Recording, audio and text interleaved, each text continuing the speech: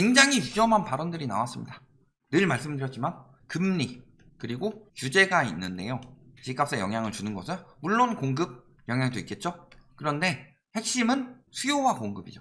근데 공급 정책이라고 나온 것들이 있죠. 공급 정책은 지금 바로 공급이 되느냐? 아니죠. 그래서 요 공급 정책은 보통 3에서 5년 정도 후에 효과가 나온다. 진실한 효과는.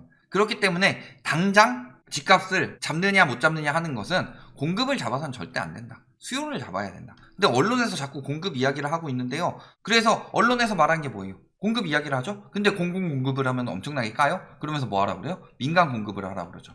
근데 공공 공급은요, 순공급이고 문제 없습니다. 요거 까면 안 돼요. 요거 무조건 도움되는 정책입니다. 집값 잡는데. 근데 민간 공급은요, 자, 재건축 가격 올라가는 거, 이거는 수익 올라가고 심리 좋아지고 이건 둘째치고 멸실이 나죠.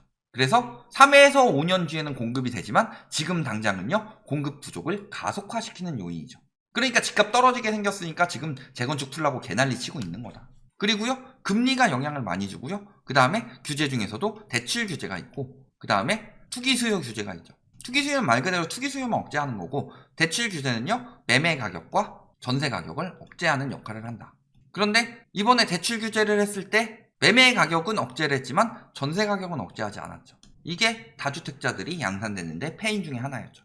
그런데 전세 대출 줄인다고 하면 개난리 칠 거예요. 실수요들인데 뭐 어쩌고 저쩌고. 그러면은 뭘 해야 되느냐? 금리가 올라가면 매매 전세 위축되고, 금리가 떨어지면 매매 전세가 둘 다 화랑이 되는 거죠.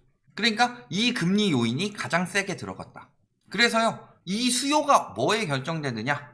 물론 투기 수요에서는 수익률. 그래서 이 수익률을 떨어뜨리기 위해서 뭐란 거예요? 취득세, 그 다음에 양도세, 보유세를 다 올린 거다. 그런데요, 이거보다 더 중요한 거는 유동성. 그러니까 수익률이 있으니까 돈이 들어오는 거죠. 그러면서 왜 이렇게 비싼 데로 들어오느냐? 이번 정부만 버티면 다음 정부에서 해제해 줄 거니까. 지금 딱 나오고 있죠. 노무현 정부 때 그게 나왔었기 때문에. 그러면 이 유동성이 어떻게 되느냐? 유동성이 많이 늘어나면 수요가 늘어날 수밖에 없죠. 예를 들어서 초이놈 있을 때 70%이고 이번에 LTV 원래 억제했던 거 40%였죠. 자, 그럼 70% 대출해주면요, 3억 가진 사람이 10억 집을 살 수가 있어요. 그런데 40%를 억제하면 3억 가진 사람은 5억 집밖에 못 사요. 그러니까 10억 집을 살 수 있는 수요가 확 줄어드는 거죠. 그러니까 이 유동성을 억제가 들어가야 되는데 저금리 때문에 영향이 많았던 건데, 지금 이 유동성을 억제하는 가장 위험한 두 가지 이야기가 나왔다. 첫 번째는 뭐예요? DSR 규제를 예정대로 강화하겠다고 합니다. DSR 규제, 원래 1단계가 21년 7월부터, 그리고요 2단계가 22년 1월부터, 그리고 3단계가 22년 7월부터 적용되기로 했었죠. 그래서 이때는 6억 이상 주택에 대해서, 근데 여기서는 2억 이상 대출이죠. 그리고 1억 이상 대출에 대해서 DSR을 적용하는데, 7월에 예정된 DSR 규제 강화도 그대로 진행하겠다. 이번 정부에서 DSR을 완화해 줄 것처럼 이야기를 했는데 기사들도 많이 나왔죠. 5억까지 다시 확대한다 뭐 있던 구체적인 방안이 나와서 저번에 겁나 깠었는데 그 정도까지 막장은 아니었죠. 기껏해야 한다는 게 50년 주담대 늘리고 신용대출 10년으로 늘리고 해서 DSR을 완화하는 정도였고, DSR 규제는 그대로 진행이 된다. 왜냐면요, DSR 규제는 진지게 진행이 되었어야 했다. 미국 같은 경우는 굉장히 예전부터 적용이 되었었고, LTV 80%, 90% 미국은 풀어준다. 거기는 DSR이 예전부터 적용이 됐으니까. 우리나라는 DSR을 이제 적용하고 있는 상황이기 때문에 DSR이 정착하면 LTV는 풀어줘도 상관없어요. 능력이 되는 사람만 집을 사는데. 언론에서는 계속 DSR 완화해야 된다고 지금 계속 하고 있죠. DSR 함께 손봐야. 왜? 아까 이야기했잖아요. 부동산 경기가 침체되면 건설사 수익은 굉장히 줄어든다. 이거는 중국 사례만 봐도 안다. 중국 침체되니까 벌써 전년 대비 50%나 감소하고 있다고 하죠. 건설사들 수익이. 100대 건설사들. 그러니까 지금 집을 사야 되는데 심리는 아직 꺾이지 않았어요. 집값은 계속 오른다는 생각 아직도 다들 가지고 있어요. 왜? 타이슨이 말하죠. 누구나 그럴듯한 계획을 한다. 나한테 처맞기 전까지는. 그런 것처럼 집값 폭락 한번 처맞기 전까지는 누구나 그럴듯한 계획을 해요. 특히 고점에 갈수록 그 심리는 더욱 심해지죠. 그게 과거의 버블세븐으로 드러났었고, 지금도 똑같은데 유동성이 훨씬 더 많이 풀렸고, 전세자금으로 인해서 집 하나에 집주인의 유동성과 세입자의 유동성, 거기에 양쪽으로 은행 대출 유동성까지 흘러 들어오니까 폭등을 한 거였는데, 그만큼 더 위기가 다가오고 있는 거죠. 그러니까 DSR 안 풀면 못 사요, 못 사요, 못 사요. 윤석열 대통령은 DSR을 풀어주겠지라고 하고 있는데 웬걸 그대로 간다고 하죠. 왜냐? 상황은 굉장히 심각하다. 뭐 물가 부분 이야기 안 할게요. 대출자들의 상황을 봅시다. 지금 가계대출 36%는 이자를 4% 이상 물고 있다고 합니다. 과거에는 3% 미만이 대부분이었는데 지금은요, 일단은 3% 이상이 대부분이죠. 그리고 80%가 변동금리라는 것은 금리가 올라가면 올라갈수록 여기는 줄고 여기는 계속 늘어날 것이다. 아마 여기도 줄고 여기가 더 늘어날 수도 있어요. 근데요, 4%라는 금리는요, 부동산에 자금이 막히는 금리입니다.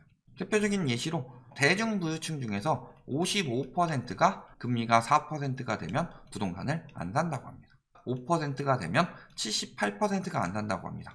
6%가 되면 88%가 부동산을 사지 않는다고 그래요. 지금 최고 금리가 7%가 이제 연말에 8%까지 올라갈 가능성이 굉장히 높다. 심지어는 이런 구라를 치는 기사도 있습니다.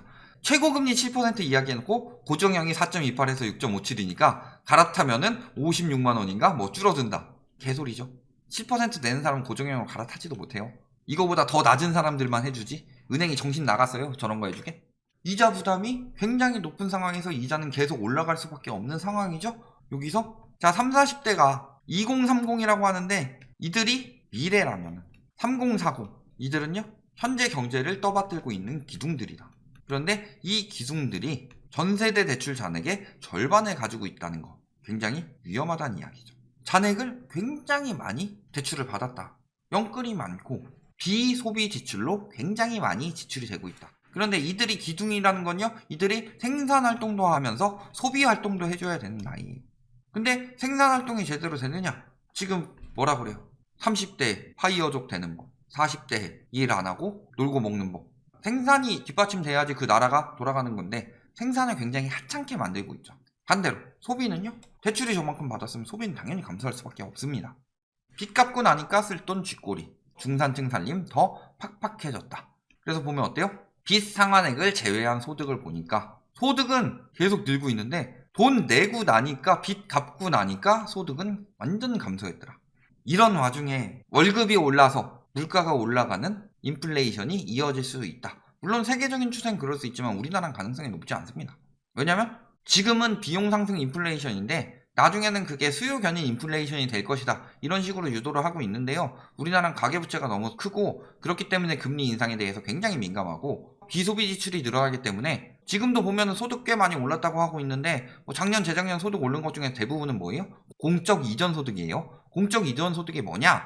자영업자 지원금, 코로나 지원금 이런 것들. 실제 사업소득, 근로소득은 그렇게 많이 늘지 않았다. 그런데 비소비 지출은 계속 늘어나죠. 즉 처분 가능성이 줄던가 아니면 상승폭이 굉장히 작아지게 되면은 물가는 올라가는데 소비는 감소될 수밖에 없다. 그러니까 거기다 대고서 DSR을 더 풀어가지고 그 이상을 빌려주고 한다고요? 지금은 굉장히 억제해야 할 때예요. 그러니까 다다음 주 한국은행 금리 인상은 거의 확실시 되고 있다. 이런 이야기들 나오고 있죠.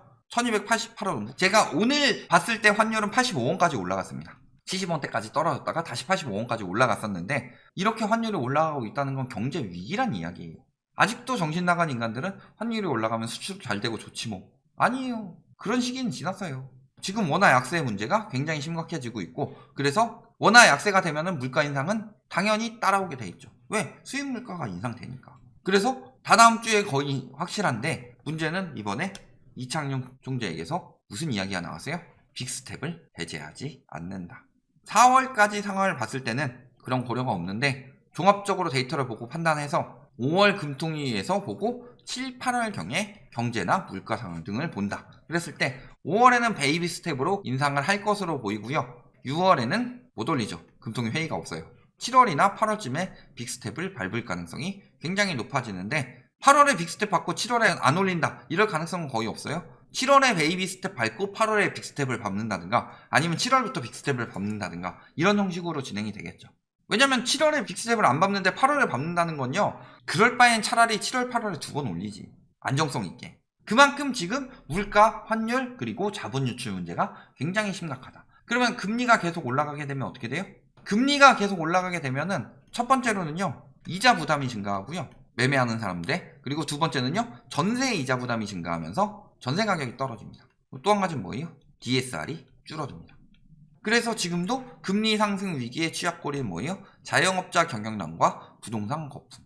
근데 자영업자 경영난 같은 경우는 여러 가지 나오고 있는데 여기 폭탄 하나 남아있죠? 9월에 대출 만기 연장해주던 거, 이자 상환 유예해주던 거 9월에 터진다. 근데 더 연장하면 계속 폭탄만 키우는 거고요. 거기서 뭐 감면 이야기 나오고 있는데, 감면해주면은 그거 다 은행이 떠안으란 이야기죠. 은행 부실이 오게 되면은 자영업자뿐만이 아니라 거기에 예금 맡겨놨던 사람들까지 전반적으로 위험해질 수 있는 거죠.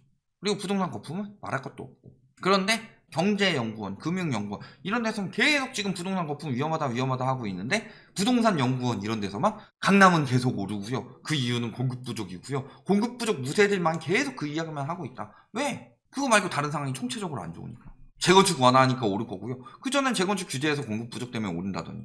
자, 그랬을 때 2021년에 무슨 일이 있었냐? 7월에 DSR 1단계가 들어갔죠. 그리고 8월에 금리 인상이 들어가기 시작했습니다. 10월에 또 금리 인상 들어갔죠. 그리고 1월에 금리 인상 들어갔죠. 그리고 4월, 5월에 연속 금리 인상이 거의 확정시 되고 있는 상황이다. 4월은 됐고. 그리고 1월에 DSR 2단계도 들어갔죠. 그랬을 때 거래량이 이때부터 꺾이기 시작했죠. 그래서 금리를 한 번 더 올리니까 2,000건대로 떨어졌고, 또 올리니까 1,000건대까지 떨어졌죠. 한 번 더 올리니까 800건대까지 떨어졌다. 그런데 여기 갑자기 늘어났죠. 이거 뭐 한 거예요? 선거 효과 플러스 LTV 완화 플러스 주담대 40년, 신용대출 10년.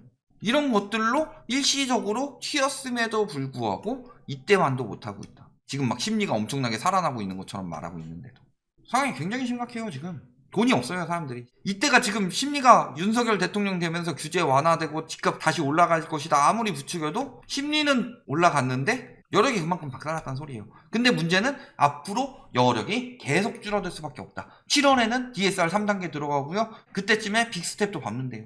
그래서 지금 보면은 청약시장도 여력이 없으니까 미달이 속출하고 있죠. 그래서 지난해엔 영끌족들이 적극 관여했는데 상승에 대한 부담감이 아니라 이제 떨어질 것 같다는 거죠. 그 다음에 금리 인상. 대출 규제는 이거는 DSR은 우리나라에서 지금 부동산을 잡기 위해서 DSR 규제를 한다. 폐지해라. 내 집 마련 사다리가 끊긴다. 개소리고요. 국제협약인 바젤3의 IFRS9에 미래의 손실 대비를 해야 되는데 LTV는 담보 가치만 대비하는 것이기 때문에 현재 손실을 대비할 수 있는 거고, 근데 집값이 폭락하게 되면은 그거 다 뒤집어 쓰는 거죠. 그래서 망한 은행이 리먼 브라더스 은행이고, 그래서 버는 돈은 없는데 집값이 올라가니까 리먼 브라더스 은행에서 담보 가치로만 돈을 빌려주다가 그게 서브프라임 모기지 사태가 되면서 리먼 브라더스 은행이 파산을 하고, 그게 글로벌 금융위기까지 번진 거잖아요.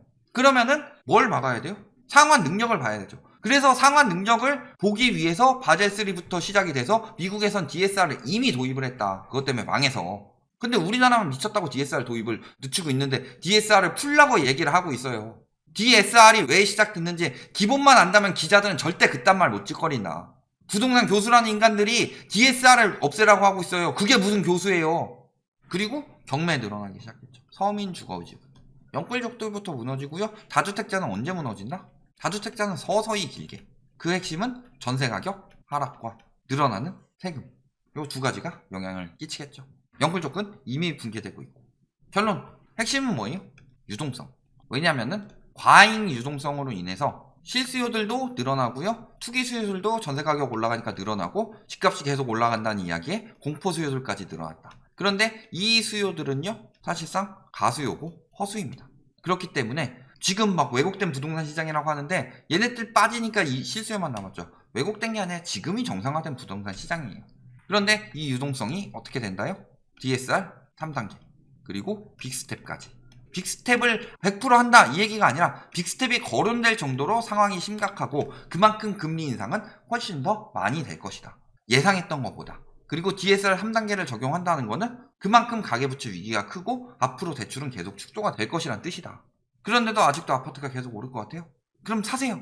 그러면은 당신이 누군가의 빚을 대신 떠안아서 갚는 동안에 그 사람은 그만큼의 차익을 내고서 진짜 파이어족 돼서 당신이 일하는 거 비웃으면서 띵까띵까 당신 돈으로 놀고 있을 거다. 여기까지 알아두시면 되겠습니다.